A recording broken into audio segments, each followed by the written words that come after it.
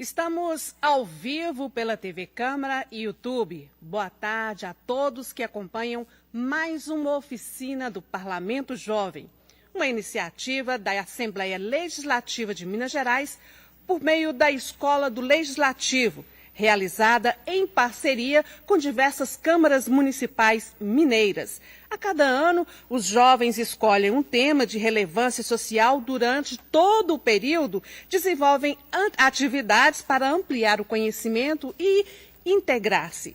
Ao todo, são 65 alunos que estão inscritos no projeto da Escola do Legislativo neste ano de 2021.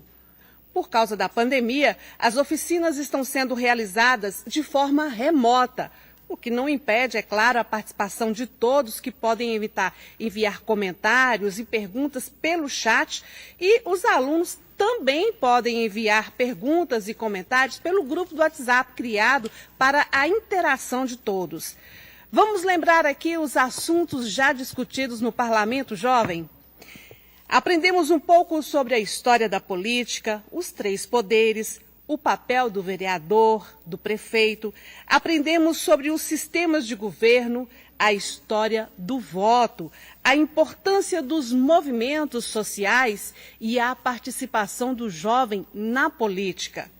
Depois de uma semana de pausa, voltamos com as oficinas e continuamos a falar de história. Cidadãos que fizeram a diferença numa comunidade, país, no mundo e marcaram a vida de muita gente. Hoje, dão nome às escolas que participam do nosso Parlamento Jovem 2021. Nosso convidado de hoje já foi vereador, presidente dessa Casa Legislativa. É o professor, advogado e historiador Vanderlino Arruda. Muito obrigada, Vanderlino, por participar aqui e aceitar o nosso convite. Nós agradecemos também a participação de todos que acompanham pela TV e pelo YouTube e também, inclusive, vereadores e assessores. Agradecemos o apoio de todos os colegas da equipe técnica, da assessoria de comunicação, da coordenadora do Parlamento Jovem, a Clarissa Flaviana, do diretor da Escola do Legislativo, o Carlos Frederico. Você que está nos acompanhando, pode fazer seu comentário, deixar sua pergunta no chat ou no grupo do WhatsApp, que a Clarissa vai repassar para a gente aqui todas as perguntas e comentários. Vamos lá então preservar a história e homenagear aqueles que contribuíram de forma positiva para a educação ou com grandes exemplos para a cidade, região, estado, país e, por que não, mundo.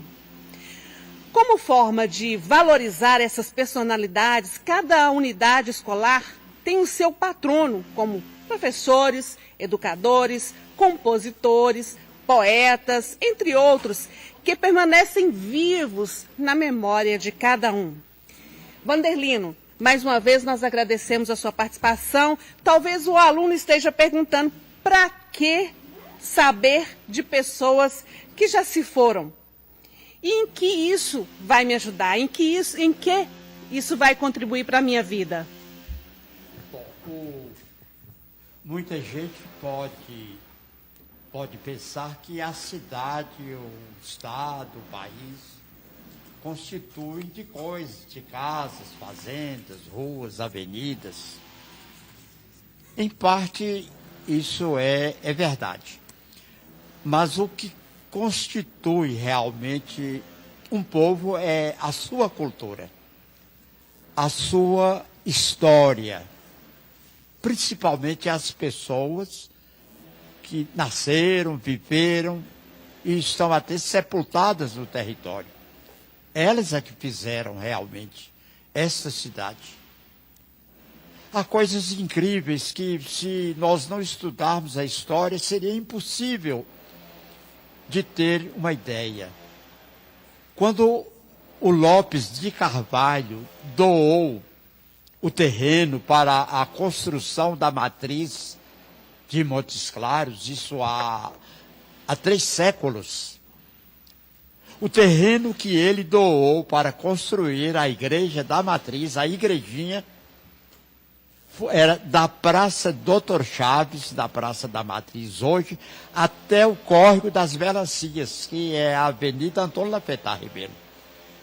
Praticamente 2 léguas de território, para construir uma capela.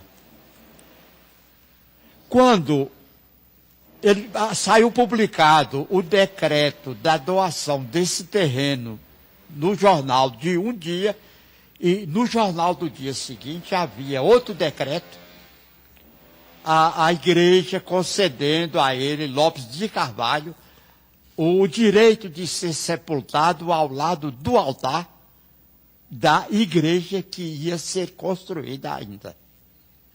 Então é uma doação? É. Ele doou, o documento é de doação. Mas, publicada o direito da família sepultá-lo ao lado do altar da igreja, da Matriz, não chamava Matriz, Matriz hoje, nota que chamamos hoje, porque é a primeira igreja construída em algum lugar, é que é a mãe, então dá a palavra Matriz. A gente entende que foi uma negociação. Pela entrega do terreno, havia o direito de ele ser sepultado ao lado do altar. Aí vocês perguntam, mas por que esse direito? Que importância tem isso? É que pela crença da época, estando sepultado ao lado do altar, ou dos santos da igreja, estava muito mais perto do céu, muito mais perto de Deus. Assim, praticamente, as 360 igrejas da cidade de Salvador, na Bahia, que foram feitas normalmente assim, patrocinadas por alguém, em pagamento de pecados, faz uma igreja para poder salvar e ir para o céu, e ao mesmo tempo ter esse direito de ficar perto do santo. Então isso é história. Cada vez eu me convenço mais de que é o conhecimento, a cultura, o registro dos dados é que marcam a verdade, a cultura do povo. O que é a Câmara Municipal de Montes Claros? Ela já mudou. Quando eu fui vereador, em 1963 a 70, eu fui 8 anos vereador, vice-presidente em 65, presidente em 66, a Câmara funcionava onde é hoje o Centro Cultural, lá próximo à Matriz. Ainda trabalhei como vereador num segundo andar de um prédio, hoje era uma loja já, que fica ao lado do prédio dos Correios. Fui vereador, onde fica hoje o Bretas, na avenida, próxima aí da Praça Portugal.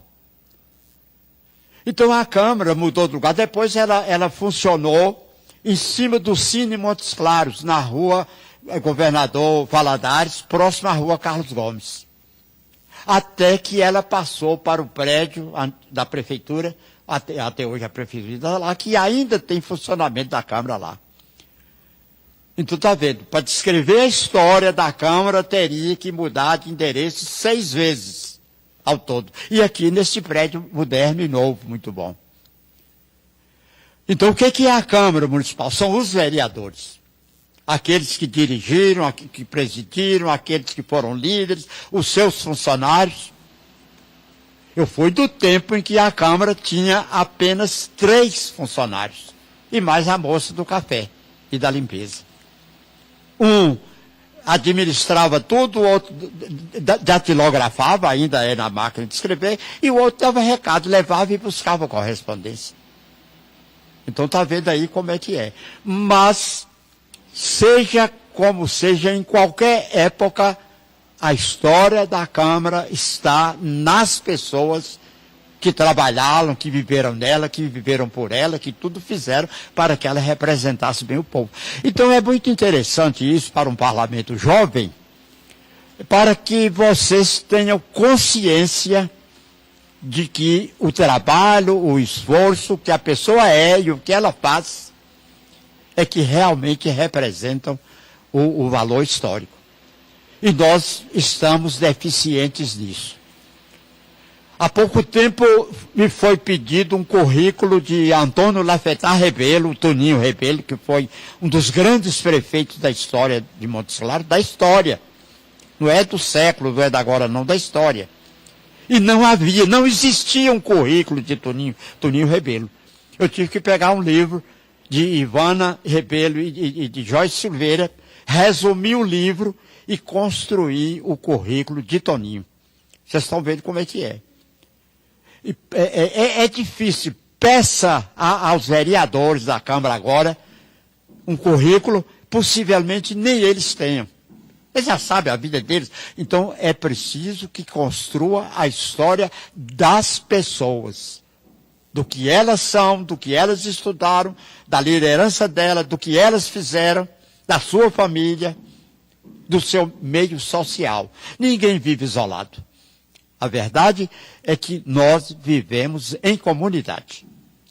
Assim, antes de responder objetivamente aquilo que eu possa fazer a respeito das escolas, eu vou pedir a vocês que são líderes, observem bem, se vocês fazem parte dos 65 jovens que fazem parte do Parlamento Jovem, é porque vocês são líderes, são inteligentes, são interessados. É preciso que vocês comecem por vocês mesmos o seu trabalho, fazendo o seu currículo pessoal ou da sua família, e a obrigação maior, a história da sua escola. Quando ela foi fundada, porque ela tem o nome que tem, quais foram os seus diretores em escola de nível médio, mas são diretoras, mulheres, professoras. E é justamente isso aqui, né, professor? O senhor, desculpa interromper, falar aqui, que antes da gente passar para as escolas, eu queria só comentar, porque o pessoal que está participando está, inclusive, elogiando essa iniciativa. A gente tem a Alana Pereira aqui, que está elogiando, dando parabéns. A Flávia Lopes, parabéns pela iniciativa. Nós temos a participação do vereador Stalin aqui. Que legal conhecer a história. Também o diretor da Escola do Legislativo está elogiando e achando interessante a história da Igreja Matriz, né? A gente entende que aprendendo com o passado, a gente compreende melhor o presente. Justamente isso, né? Eu estou encarregado de fazer uma série de vídeos para a Câmara Municipal de 1 minuto apenas, fala de 1 minuto para os intervalos. E vídeos mais históricos, mais completos, até 8 minutos. 11 já é um exagero de tempo. Eu estou agora na pandemia, parece até brincadeira, mas eu já gravei, está no YouTube, está no Instagram, está no Facebook, 400 vídeos sobre pessoas e casos da história de Montes Claros. Está vendo aí como é que é? Então, cada um tem que dar a sua contribuição. Às vezes o aluno está perguntando assim, quem foi a pessoa que dá nome à minha escola? E a gente tem aqui, professor, 10 escolas de Montes Claros participando do Parlamento Jovem. Nós vamos agora mergulhar numa história. E olha, gente, o professor Vanderlino é advogado, professor, historiador. Muitas dessas pessoas que dão nome às escolas, ele conheceu pessoalmente. Então, é um privilégio a gente estar aqui aprendendo com o Vanderlino. Nós temos 10 escolas participando, professor, e como eu disse, né, nós vamos começar primeiro pela maior do norte de Minas, professor, a Escola Estadual Professor Plínio Ribeiro.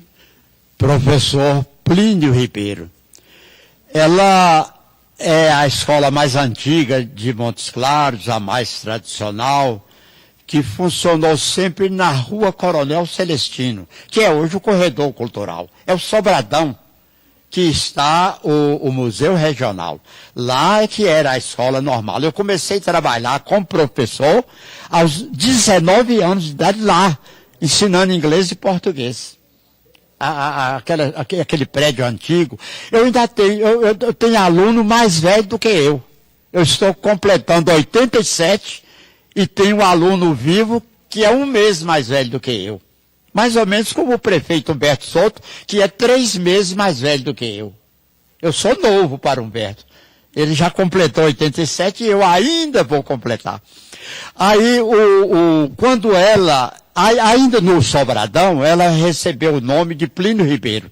Ela foi fechada, encerrou as atividades e Plínio era um homem muito entusiasmado, médico, morava na rua Padre Augusto, onde está hoje a Telefônica, e eu considero o maior intelectual da história de Montes Claros, o Plínio Ribeiro. Não deixou livro escrito.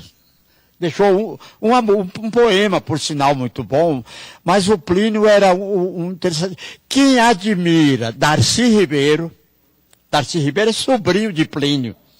Leu, aprendeu a estudar, a fazer leitura na biblioteca do tio Plínio Ribeiro. Então, tudo de livro que a gente possa imaginar estava lá naquela biblioteca. E é o homem que deu a formação intelectual a Darcy Ribeiro, Plínio. Metódico, grande orador, foi deputado federal. Renunciou o mandato, coisa que a gente não ouve dizer que alguém tenha coragem de renunciar sem motivos, o Plínio. Foi um dos fundadores do Rotary Club de Montes Claros em 1926. Fechado esse Rotary, de novo volta Plínio Ribeiro no esforço para refundar em 1945. Um orador notável, o Plínio. A gente ficava parado para ouvi-lo. Ele foi o primeiro presidente da Associação Comercial de Montes Claros. E foi o homem que pensou na fundação de uma instituição de cultura, de literatura, que mais tarde foi fundada a Academia Montes Clarense de Letras. Muitos acham até assim, podia dar a ele o crédito da fundação. Não, ele pensou. Principalmente em pensar, Plínio Ribeiro foi excelente, excepcional. Como ele tinha muitas obrigações, não era só o fato de ser médico, ele tinha uma farmácia, era no tempo que o médico tinha a farmácia, era só passar a receita de porta, a mulher dele era farmacêutica. Então, Dr. Plínio pode ser considerado um dos grandes heróis da história de Montes Claros. A escola Plínio Ribeiro, normalmente, ela tem de 4.000 matrículas. Eu fui professor também no prédio novo, com o Sônia Quadros, com Francolino Santos, com Luiz Pires. Então eu tive a oportunidade de acompanhar a excelência do ensino. Até 1975, nós estamos aí há 46 anos atrás, passava em vestibular quem fosse aluno da escola Plínio Ribeiro, para ter uma ideia. Hoje, infelizmente, as escolas públicas não estão com a corda toda mais. O vestibular é mais dos cursinhos. Então, considere-se a escola Plínio Ribeiro a formadora de praticamente todos os profissionais mais antigos da medicina, do direito, da arquitetura, da engenharia de Montes Claros. Então, uma grande escola. Só se pode falar a favor dela. Quando a escola Professor Plínio Ribeiro completou 100 anos, houve um jornal que eu acho que os alunos da própria escola podem procurar para aprender mais, porque, gente, o conhecimento, como eu disse, é a base para você poder viver melhor e preparar uma história com uma história no futuro melhor, né, professor? Agora é o seguinte, nós temos... Na entrada do prédio da escola Plínio Ribeiro tem uma galeria de fotos, de retratos antigos, de todos que foram diretores. Então é muito fácil, não precisa nem pedir licença. Pode entrar, olhar à direita, que está vendo toda a história dela feita com pessoas, com intelectuais. Não foram só homens, e não são só homens, que marcaram e que marcam nossa história. Nós vamos falar agora da Escola Estadual Helena Prates. É muito interessante. A Helena Prates é filha do famoso Juca Prates. Talvez vocês estejam ouvindo pela primeira vez esse nome. O Juca Prates era um intelectual e um amante de Montes Claros, de tal forma, com tal ardor e entusiasmo, que foi criada uma filosofia chamada de jucapratismo. Então, jucapratismo é a paixão por Montes Claros. Eu o conheci, trabalhei com ele já velhinho, quando eu cheguei a Montes Claros em 1951, eu fui trabalhar na Imperial Lojas Reunidas, que era de uma filha dele, Dona Mercedes Prates, irmã de Helena Prates. Era a loja mais granfina. Para mim, foi muito bom, porque foi uma escola. Tinha que trabalhar de gravata. E eu só tinha 2 camisas que podiam colocar gravata. Agora, vocês imaginam o que é a história pessoal de cada um. Enquanto eu trabalhava, limpando e vendendo mercadoria, tinha que cuidar para a camisa não sujar, para dar tempo de ser lavada a outra que eu tinha. No fim do mês, quando eu recebi o salário e comprei a 3ª camisa, eu me considerei o mais feliz jovem daquela ocasião, porque tinha 3 camisas. Então, Helena Prates, filha de Juca Prates, o homem dessa paixão, a família importantíssima que mandava e desmandava. Helena Prates era casada com o doutor Alfeu Gonçalves de Quadros, que foi prefeito 3 vezes. 3 vezes prefeito. Doutor Alfeu era um homem de educação finíssima, calmo, um gentleman. Então o povo falava que quem mandava era Dona Helena, a mulher dele. E era, ninguém estava acrescentando nada não. Na hora de administrar, de ter amigos, de fazer o progresso, doutora Alfeu. Mas na hora da política, era ela. Grande professora, grande intelectual e representa perfeitamente a família Prates em toda a sua história. Olha só a importância da mulher, né, na nossa comunidade, na nossa sociedade, a importância também de você valorizar o passado para valorizar o que você tem hoje. É isso mais ou menos em 1940. Tanta luta para conseguir 3 camisas e dar o valor no que tem hoje. Tá vendo? É importante. Não é, professor? Agora, tem um nome de uma escola aqui... E eu não sou mais feliz hoje do que eu era quando eu tinha só 2 camisas. A felicidade não depende do ser, do que eu sou capaz de fazer e produzir. É melhor ser do que ter, né? E temos uma escola aqui, professor, que inclusive deixou heranças e ainda tem heranças aqui na nossa Câmara hoje, que é a Escola Estadual Hamilton Lopes. Hamilton Lopes, Domingos Hamilton Lopes. Foi meu colega de faculdade. Nós fomos pioneiros no ensino superior em Montes Claros, a partir de 1963. Eu, aluno do curso de letras, e ele, aluno do curso de história.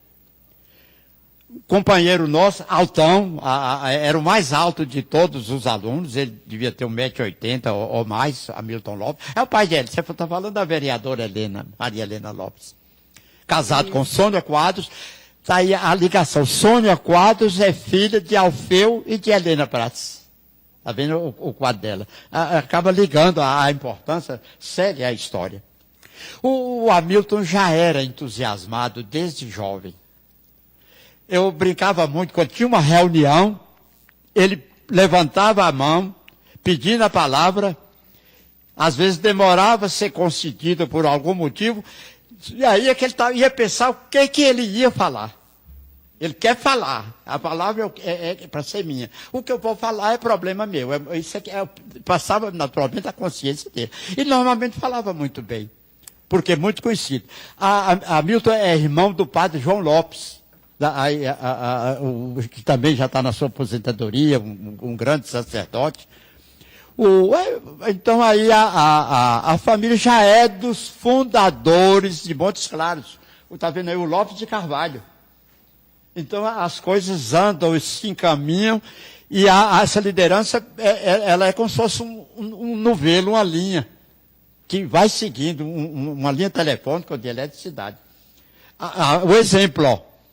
Sônia Quadros foi minha diretora, está vendo aí, na Faculdade de Filosofia, quando eu era professor, foi minha diretora na Escola Plínio Ribeiro, quando eu era professor. Está vendo aí a interligação, muito interessante.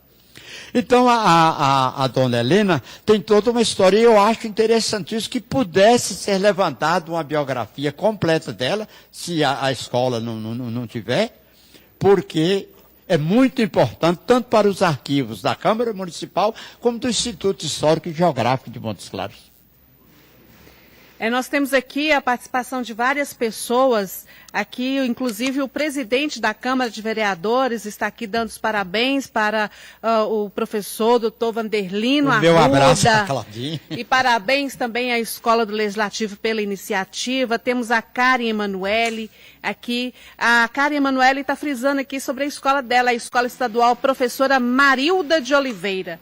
O senhor conhece? De Nova Esperança, né? A professora de Nova Esperança. Eu não consegui. Cheguei a telefonar, cheguei a me esforçar, fui ao arquivo da Câmara Municipal, não tinha, porque a escola é estadual e o arquivo só tem das municipais. Busquei no Google, não tinha, busquei no Facebook. Na verdade, quando eu encontrei no Facebook algumas escolas, só fotografias de reuniões, de festas, de pessoas. Não tem, por exemplo, uma foto de diretora, nem de professores. É isso que eu me coloco à disposição do Instituto Histórico e Geográfico de Montes Claros para ajudar a fazer essa montagem, para ensinar como faz esse trabalho. Tem mais uma oferta minha aí. Ela é toda espontânea. Eu sou, há muitos e muitos anos, professor de oratória, de palestrantes. E a esses 65 jovens que estão bem encaminhados, eu posso ensinar o que eu souber, treinar, eu sei muito bem. Eu faço isso há muito mais de 40 anos. De forma a torná-los oradores.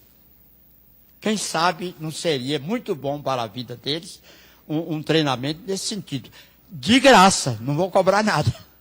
A Câmara pode organizar, não pode ser os 65 de uma vez. Nós vamos ter que dividir aí em 3 turmas. Mas eu estou disposto, apesar dos 87 anos. Eu estou aí. 87 anos de muita história. Muita história mesmo, importante a gente conhecer. Professor, antes da gente falar do próximo colégio, eu gostaria que o senhor falasse para os alunos, principalmente, para quem está participando, e até mesmo a gente tem vereadores de outras cidades, para falar sobre a importância de registrar os acontecimentos e as pessoas que passam pelas escolas, pelas câmaras e que fazem alguma coisa na comunidade. Eu considero uma das grandes personalidades de Montes Claros um pedreiro que chegou à posição de mestre de obra, Francisco Chiquinho Guimarães. Tem um bairro em Montes Claros, o bairro Chiquinho Guimarães. Para vocês terem uma ideia, ele construiu a Catedral de Montes Claros quando ainda não tinha concreto. Não tinha engenharia, não. Ele, pedreiro, mestre de obra, quem quiser vá à catedral e olhe. Hoje seria dificílimo para a engenharia fazer uma obra daquela. Pois Chiquinho Guimarães fez. Água, para pegar água, para poder misturar o cimento e o coisa, era tirado no Rio Vieira, perto da Vila Brasília. Passava um córrego, onde é hoje a Rua Pires Albuquerque, que possivelmente é perto da catedral, tira-se água também de lá. É Chiquinho Guimarães que fez a Escola Estadual Gonçalves Chaves, que fez o Clube Montes Claros, que foi o Conservatório Lourenço Fernandes. Está vendo aí? Então, os grandes prédios, cinemas, os prédios mais importantes foram construídos por ele. Eu estou falando de Chiquinho por quê? Não tem uma história de Chiquinho Guimarães. Ele ainda tem uma filha viva, tem uns netos vivos, jornalistas. A história, o currículo de Chiquinho Guimarães não sai. Eu tenho insistido. Eu acabo conseguindo. Muita informação. Eu digo isso porque é necessário que a história seja escrita agora. Não deixa para depois da manhã, não. Esses jovens do parlamento, essa turma nova, que está interessada, já chega no computador, digite e faça os currículos, as histórias, porque depende de cada um de nós. Não é achar que o outro deve ou pode fazer, não. Faça, cada um na sua família. Se quiser que fique guardado, mande para o arquivo da Câmara, mande para o arquivo do Instituto Histórico e Geográfico, que lá vai ficar registrado. O dia que precisar, a gente sabe quem é. Está vendo aí? Eu estou falando de Hamilton Lopes, de Plínio Ribeiro, mas eu não tenho o currículo deles escrito. É o que eu tenho na minha memória. A hora que eu for embora, que Deus chamar, acabou. Está vendo aí? Então eu tenho que escrever. Eu estou escrevendo e gravando em vídeo para deixar no YouTube, no Instagram, no Facebook, que é para quem interessar depois. Falar em escrever, o senhor tem também livro, né, escrito? Estou publicando o 19º livro agora, que sai até, no máximo, fim de julho. Eu espero que até o dia 15, 20, eu já tenha o 19º livro. Por isso, Vivendo e Aprendendo, é o título. Vivendo e aprendendo, né? E registrando também, né, professor? Viver e aprender. Pois é, agora nós vamos falar aqui de Tiradentes. Quando a gente fala de Tiradentes, a gente sabe a história, mas assim, quem foi.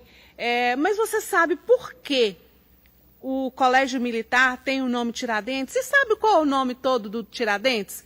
Joaquim José da Silva Xavier.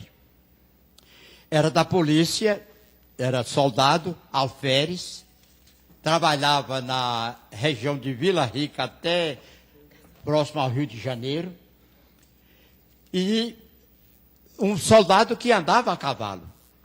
Como ele era dentista prático, e a função de dentista na sua época era extrair ou arrancar dentes, então daí o nome dele de Tiradentes.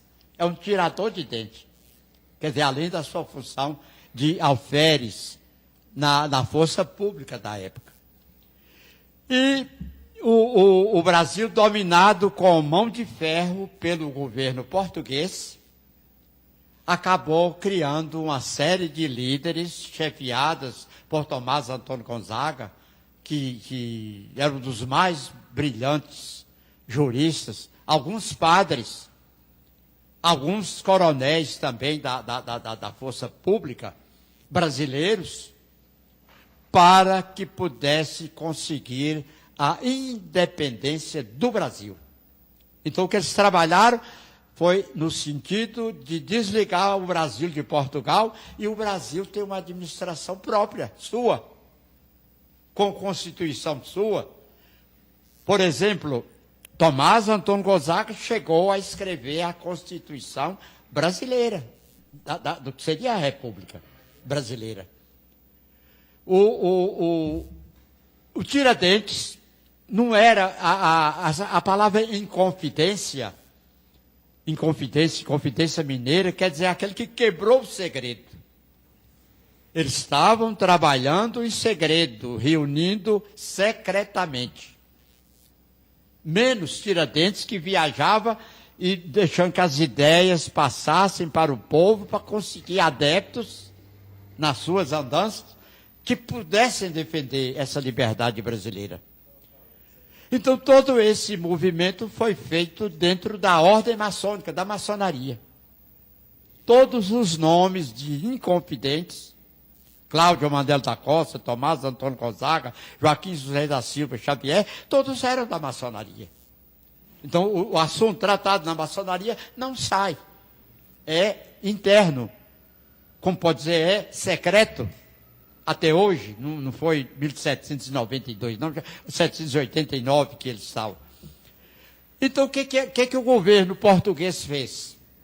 Deu jeito que um fiscal português, um funcionário do governo de Portugal, que trabalhava no Brasil, entrasse para a maçonaria. E esse funcionário entrou para a maçonaria, Joaquim Silvério dos Reis, que não foi para ser maçom. Ele entrou para saber, todo o governo que ele pode espionar, ele espiona, para saber o que aqueles brasileiros estavam querendo. Então ele ficou a par de tudo que acontecia e cumpriu a obrigação dele como funcionário de Portugal. Então nós falamos que Silvério dos Reis é um traidor. Traidor para nós. Para Portugal ele é um herói. Ele é um funcionário zeloso que cumpriu a sua missão, a sua obrigação. Dizendo daquela tentativa de revolução no Brasil. E é aí que todos foram presos. Tiradentes também preso. Várias reuniões jurídicas com juízes portugueses e jurados portugueses. Tiradentes negou tudo, até o quarto depoimento. Quando chegou na quarta sessão, em que a opinião achava que todos aqueles inconfidentes iam morrer, porque eram traidores de Portugal, aí Tiradentes tomou a decisão de só ele, Joaquim José da Silva Xavier, assumir a responsabilidade de tudo. Então, eu sou o responsável, foi o que ele disse. E por isso ele foi enforcado. E os outros foram degradados. Foram, grande parte, presos, e praticamente tudo para a África. Um suicidou na prisão, Cláudio Mandela da Costa. Então, Tiradentes sempre foi tido pela história de Portugal como um inimigo, como um contrário, um adversário.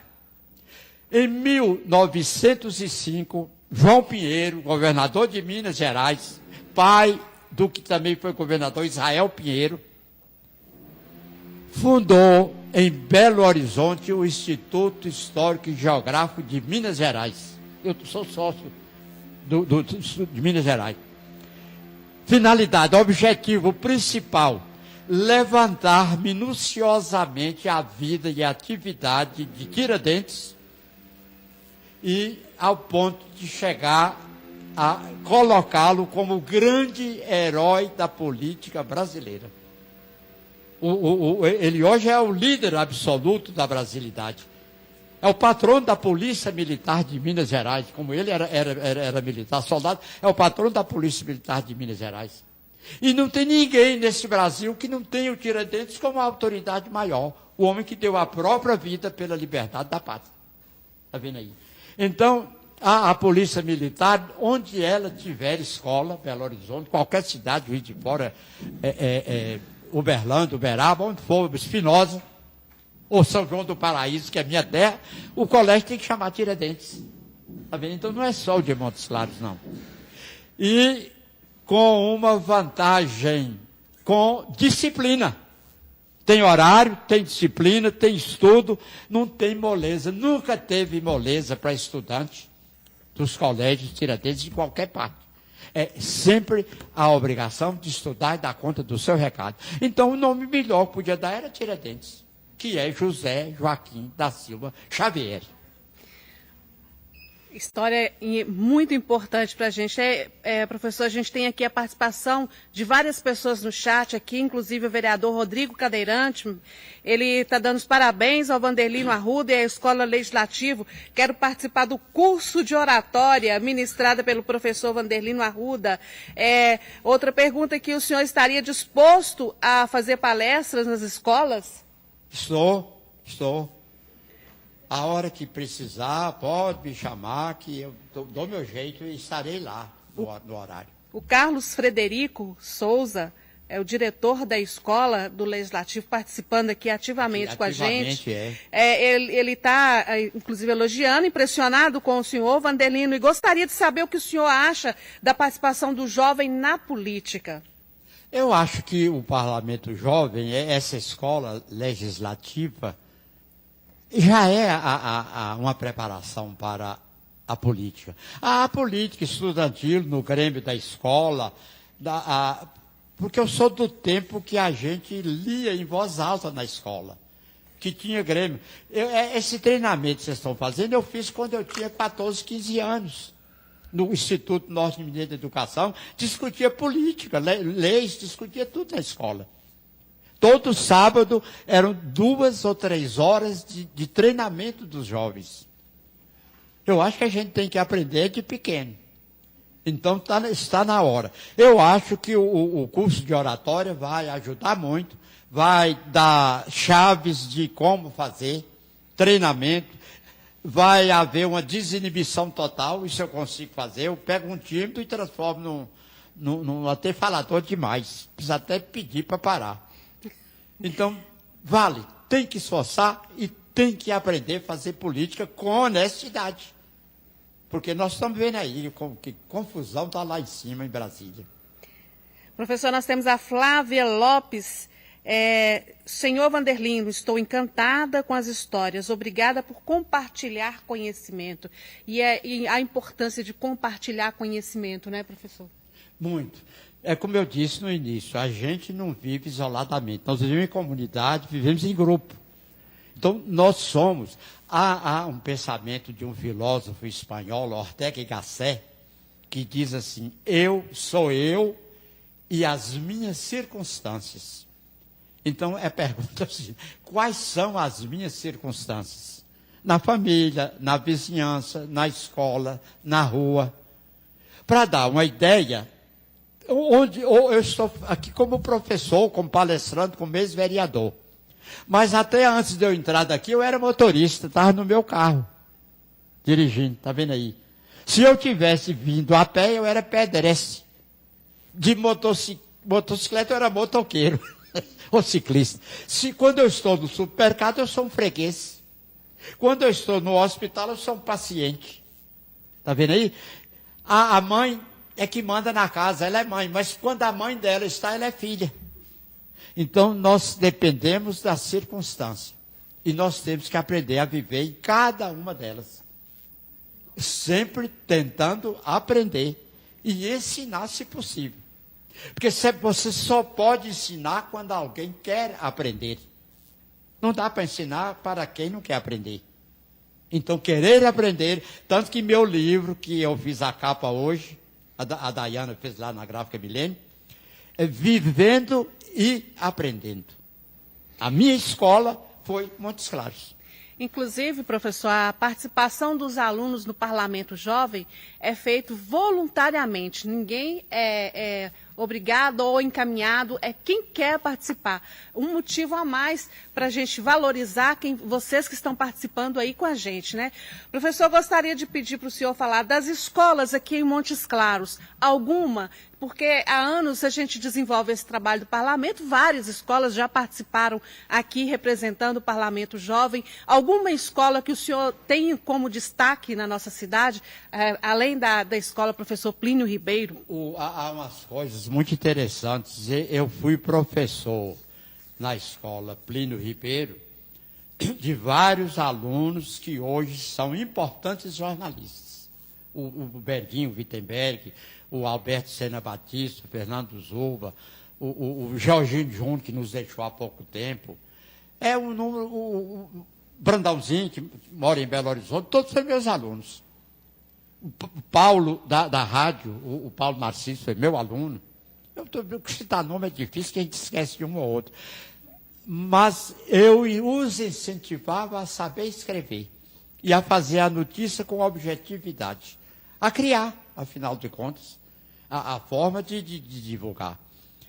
E quase todos esses alunos, quando falam por qual escola eles passaram, o Gonçalves Chaves ou a escola Plínio Ribeiro? O Dom João Pimenta. Está vendo aí? Então, a Belvira,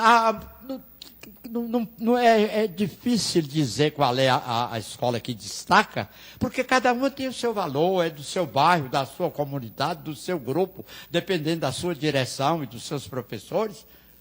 Mas eu tenho um neto que foi aluno da Dom João Pimenta, bom aluno, era o primeiro aluno do Dom João Pimenta no curso primário, está nos Estados Unidos, e está sendo considerado o melhor aluno da escola dele em Dallas. Da escola dele. Não é o melhor aluno da classe, não. E a pedagogia americana sabe qual é o nível de inteligência nacional dos estudantes por cada região americana e no país. E o nível lá, matematicamente, o nível americano de aprendizagem, de capacidade de aprendizagem, é 195. O meu neto chegou a 221. Ele está 26 pontos acima da média americana. Aluno do Dom João Pimenta aqui.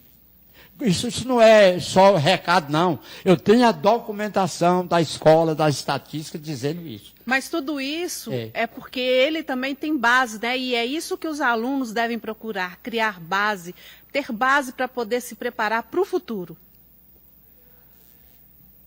Cada aluno é responsável por si mesmo e por sua escola. Eu costumo dizer que para a pessoa vencer na vida, precisa de ter 3 pecados capitais. 3 pecados. É duro falar isso. Qual é o pecado que a pessoa tem que ter? Tem que ter ambição, tem que ter vaidade e que tem que ter orgulho. Depende do degrau. São pecados? São, mas no primeiro degrau, no segundo, no meio de 33 degraus da escada de Jacó, quem está até o 8º está muito bom ainda, está no começo. Mas se você não tiver vaidade, você não vai a lugar nenhum. Você tem que querer progredir. Você tem que ter ambição. Não pode ficar no mesmo espaço. E tem que ter orgulho da família, orgulho da profissão, orgulho dos seus colegas, orgulho disso, orgulho daquilo. Então, até onde esse pecado possa ser aceitável como virtude. Então, o aluno tem que ter vaidade para ser o melhor aluno. Eu quase morro de tanto estudar em Salinas para fazer o 3º ano, porque eu tinha que ser o primeiro aluno da classe. E eu vinha de uma escola particular, mas estudava dia e noite, mas consegui. Bom, a conversa está muito boa, as histórias são excelentes, mas nós estamos só com 4 minutos para encerrar a nossa oficina de hoje. Antes tem uma aluna aqui perguntando se o senhor sabe alguma coisa da Escola Felício Pereira Araújo. Se o senhor lembrar de alguma coisa, o senhor pode falar. Senão, eu gostaria que o senhor fizesse as considerações finais para a gente poder encerrar. A gente tem mais 10 minutos, né? Eu volto, porque com a pandemia não foi possível eu fazer o levantamento. Está vendo que eu baseei mais naquilo que eu já sabia. Os levantamentos não deram resultado. E como me colocar à disposição e dizer que, acima de tudo, é Montes Claros. A cidade, nós nascemos, quem nasceu nela muito bem, quem não nasceu veio para cá, se fica nela ou não, mas a nossa vida, a nossa importância é a cidade de Montes Claros, que graças a Deus está muito bem representada pela Câmara e pelo Legislativo. Então os vereadores estão cumprindo o seu dever e o prefeito também. Dia 3 aí a gente tem festa na cidade, né? Mais um ano para a nossa cidade. E eu gostaria que o senhor encerrasse, usando esses 10 minutos que a gente tem ainda, falando da nossa Montes Claros no âmbito regional e estadual. É a capital do norte de Minas. Não queira ou não, sem favor nenhum, é a cidade mais importante de Belo Horizonte até a Bahia. Leste-oeste, não importa norte-sul, leste-oeste, é Montes Claros. É o 2º eixo rodoviário do país. Estradas que vão para todo canto do país cruzam em Montes Claros. É uma história muito interessante. Quando eu cheguei eu cheguei em 1951, 16 anos, a cidade terminava na Santa Casa. Essa parte aqui não existia, não, era Mangueiro. A cidade terminava na Vila Brasília, no fim da rua Bocaiúva. Terminava a rua Bocaiúva, terminou a cidade. No viaduto Roxo Verde, pouca coisa depois do viaduto lá de lá. E não tinha a Praça Itapetinga no Alto São João. Terminava onde a rua entra na praça, era manga de engordar boi. Montes Claros tinha menos de 30 mil habitantes. Menos de 30 mil habitantes. A gente andava no centro da cidade, dando bom dia, boa tarde, boa noite a todo mundo que a gente conhecia. Então era uma cidade pequena. Para dar uma ideia, até 1947 passavam boiadas pela rua Doutor Santos e Camilo Prates. Se a pessoa passar boiada em Montes Claros, pois passava no centro da cidade. Em 1962, quando eu comprei o primeiro carro, não tinha nenhuma contramão. Não tinha um estacionamento proibido. Tinha um único sinal de trânsito na rua Doutor Santos. O guarda com apito. Cada esquina tinha que buzinar. Era assim, a cidade pequena. Montes Claros tinha 3 escolas. O Colégio Imaculada, para as moças, o Instituto Norte Mineiro de Educação para os rapazes e a escola normal. Só. Não dava para escolher curso. Quando o ensino superior chegou em 63, não tinha escolha não, era estudar letras, geografia, história ou pedagogia. Medicina foi mais tarde, eu até ajudei. Direito eu ajudei, fui dos fundadores da Faculdade de Direito. Quer dizer, a cidade foi crescendo com o trabalho de cada um. Por exemplo, só para vocês terem uma ideia, a rua São Francisco não saía na Praça de Esporte, não. Terminava na Visconde de Ouro Preto. Foi o prefeito, Dr. Santos, que abriu. A rua Santa Maria, do Rio Vieira até a rua que é do Banco do Brasil, Gonçalves Figueira, foi o prefeito Marci Lopes. E da rua Gonçalves Figueira até a Praça da Matriz foi Toninho Rebelo. A Januária não descia, não, ela terminava lá em cima. Foi o prefeito Atos Avelina que abriu. Então, até nessa questão de circulação das ruas, depende do administrador. Está vendo aí como é que é? Agora, claro, escolha o melhor, escolha aquele que tem o perfil do momento, de que a cidade precisa, e ter esse orgulho que eu falei, que não é pecado, aí é virtude, de saber que está morando numa cidade da arte e da cultura. Parece brincadeira, a gente fala assim, quantos livros foram publicados em Montes Claros? Quantos livros? Muito mais de 2.000 livros, que a gente não sabe. Está vendo? Porque a pessoa publica o livro, não vende, não dá, mas são 2.000 autores que já produziram para poder. Então, a Academia Montes Claros de Letras, desde 1966, está trabalhando no sentido da literatura. Graças a 2 sócios dela, Darcy Ribeiro e Ciro dos Anjos, que foram também da Academia Brasileira de Letras. Dr. João Vale Maurício, que foi da Academia Mineira de Letras, e do Instituto Histórico e Geográfico, vários do Instituto Histórico e Geográfico de Minas Gerais. Então, o que precisa é que a cidade, e eu falo aí a cidade, o cidadão, a cidadã, tenham consciência de valor. E depende do esforço de cada um. Seja o melhor dentro de casa, seja o melhor na vizinhança, seja o melhor na sua rua, no seu bairro e na sua cidade.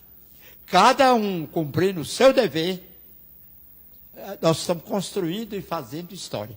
O resto é passar tudo isso para o papel, ou hoje gravando em vídeo, como nós estamos fazendo, que vai ficar também eternamente. Nosso tempo acabou, foi uma hora de muito aprendizado. Nós queremos aqui agradecer ao professor Vanderlino Arruda, deixar com o senhor aqui, pedir o senhor para deixar uma mensagem para os professores, para os políticos, para os pais também que têm filhos em idade escolar, para que eles possam envolver e aprender e ensinar os filhos também.